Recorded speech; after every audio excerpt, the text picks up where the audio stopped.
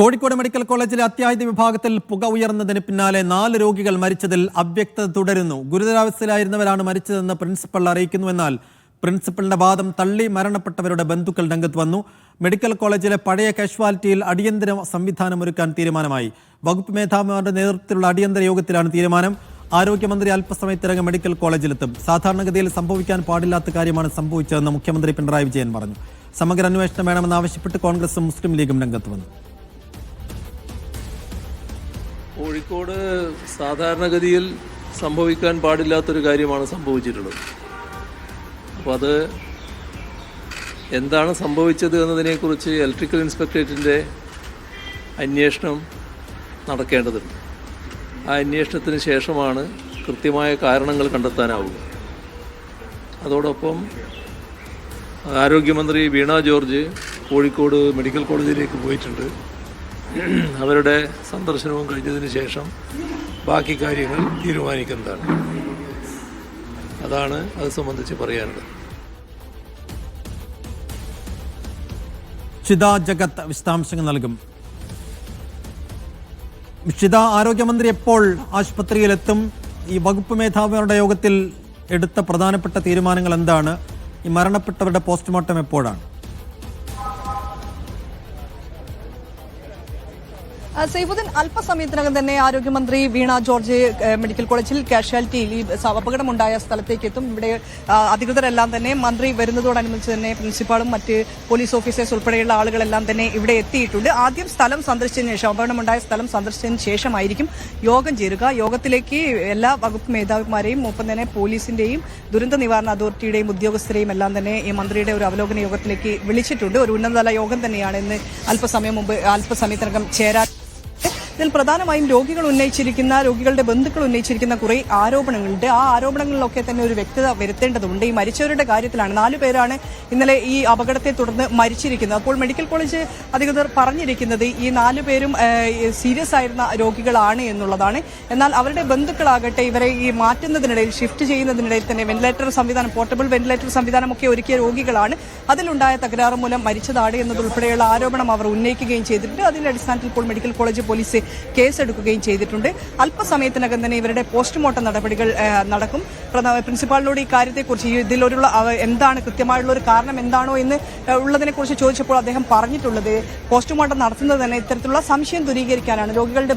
മരിച്ചവരുടെ ബന്ധുക്കൾക്ക് അത്തരത്തിലുള്ള സംശയമുണ്ട്. അപ്പോൾ എങ്ങനെയാണ് ഇവർ മരിച്ചതെന്ന് പോസ്റ്റ്മോർട്ടത്തിലൂടെ മനസ്സിലാകും. അങ്ങനെ പോസ്റ്റ്മോർട്ടം നടത്തിക്കൊണ്ട് ഈ സംശയങ്ങൾ ദൂരീകരിക്കുക എന്നുള്ള ലക്ഷ്യത്തോടു കൂടിയാണ് 4 പേരുടെയും പോസ്റ്റ്മോർട്ടം നടത്തുന്നത്. 5 പോസ്റ്റ്മോർട്ടമാണ് ഇവിടെ നടക്കുക. 5ാമത്തെ ആൾ എന്ന് പറയുന്നത് ഈ സംഭവം ഉണ്ടാകുന്നതിന് തൊട്ട് മുൻപ് തന്നെ മരിച്ചതിന് ശേഷം മെഡിക്കൽ കോളേജിലേക്ക് എത്തിയ ആളാണ്. അതൊരു സ്വാഭാവിക നടപടിക്രമത്തിന്റെ ഭാഗമായിട്ടുള്ള ഒരു പോസ്റ്റ്മോർട്ടമാണ്. ഒപ്പം തന്നെ ഇന്ന് ഇപ്പോൾ അല്പസമയം മുതൽ തന്നെ മെഡിക്കൽ കോളേജിലെ മാനേജ്മെന്റ് കമ്മിറ്റി അടിയന്തര യോഗം ചേർന്നു. എല്ലാ വിഭാഗം HODമാരും ഈ യോഗത്തിൽ പങ്കെടുത്തിരുന്നു. അതിനെടുത്തിരിക്കുന്ന ഒരു പ്രധാനപ്പെട്ട തീരുമാനം എന്നുള്ളത് പഴയ കാഷ്വാലിറ്റി, അതായത് ഈ സൂപ്പർ സ്പെഷ്യാലിറ്റി ബ്ലോക്ക് വരുന്നതിന് മുൻപ് പ്രവർത്തിച്ചിരുന്ന കാഷ്വാലിറ്റി, അവിടെ ഇപ്പോൾ വാർഡായിട്ട് പ്രവർത്തിക്കുകയാണ്. അത് എത്രയും അടിയന്തരമായിട്ട് തന്നെ സജ്ജമാക്കാനാണ്, കാഷ്വാലിറ്റിയായി പ്രവർത്തിക്കാൻ വേണ്ടിയാണ് നിർദ്ദേശം നൽകിയിരിക്കുന്നത്. അതിന് ഉദ്യോഗസ്ഥരെ ചുമതലപ്പെടുത്തിയിട്ടുണ്ട്. ഇവിടെ കിട്ടിയിരിക്കുന്ന എല്ലാ സൗകര്യങ്ങളോടും കൂടെ ആ ഒരു കാഷ്വാലിറ്റി സംവിധാനം ഒരുക്കുക എന്നുള്ള ചുമതലയാണ് നൽകിയിരിക്കുന്നത്. എത്രയും പെട്ടെന്ന് അടിയന്തര പ്രാധാന്യത്തോടു കൂടെ തന്നെ ആ കാഷ്വാലിറ്റി പ്രവർത്തനം നടത്തുക എന്നുള്ള ലക്ഷ്യത്തോടു കൂടിയാണ് മുന്നോട്ട് പോകുന്നത്. അതിനുള്ള പ്രവർത്തനങ്ങൾ തുടങ്ങുകയും ചെയ്തിട്ടുണ്ട്. അതിനൊപ്പം തന്നെ അതുവരെ കോഴിക്കോട് ബീച്ച് ആശുപത്രിയിലെ കാഷ്വാലിറ്റി അതുപോലെ പ്രവർത്തിക്കും. മെഡിക്കൽ കോളേജിലെ കാഷ്വാലിറ്റിയായി തന്നെ പ്രവർത്തിക്കും. ഇപ്പോൾ 114 പേരെയാണ് ഈ കാഷ്വാലിറ്റിയിലുണ്ടായിരുന്ന 114 പേരെയാണ് മെഡിക്കൽ കോളേജിലെ മറ്റ് സ്ഥലങ്ങളിലേക്കൊക്കെ മാറ്റിയിരിക്കുന്നത്. അപ്പോൾ അവരുടെ ആരോഗ്യ കാര്യങ്ങൾ ഉൾപ്പെടെയുള്ള കാര്യങ്ങൾ നോക്കേണ്ടതുണ്ട്. വിവിധ ഡിപ്പാർട്ട്മെന്റുകളുണ്ട്. അതിനെല്ലാം തന്നെ രോഗികളുടെ കൃത്യമായ വിവരങ്ങൾ ഡോക്ടർമാർക്ക് കൈമാറിക്കൊണ്ട് നോഡൽ ഓഫീസർമാരെ നിയോഗിച്ച് ഒപ്പം ഇവരുടെ എല്ലാം പേര് വിവരങ്ങളെല്ലാം നൽകിയിട്ടുണ്ട്. അപ്പോൾ അവർക്ക് എന്ത് സൗകര്യങ്ങളാണോ വേണ്ടത് അതെല്ലാം നൽകാൻ വേണ്ടിയുള്ള ഒരു നിർദ്ദേശം കൂടെ ഇന്നത്തെ യോഗത്തിൽ നടക്കുകയും ചെയ്തിട്ടുണ്ട്.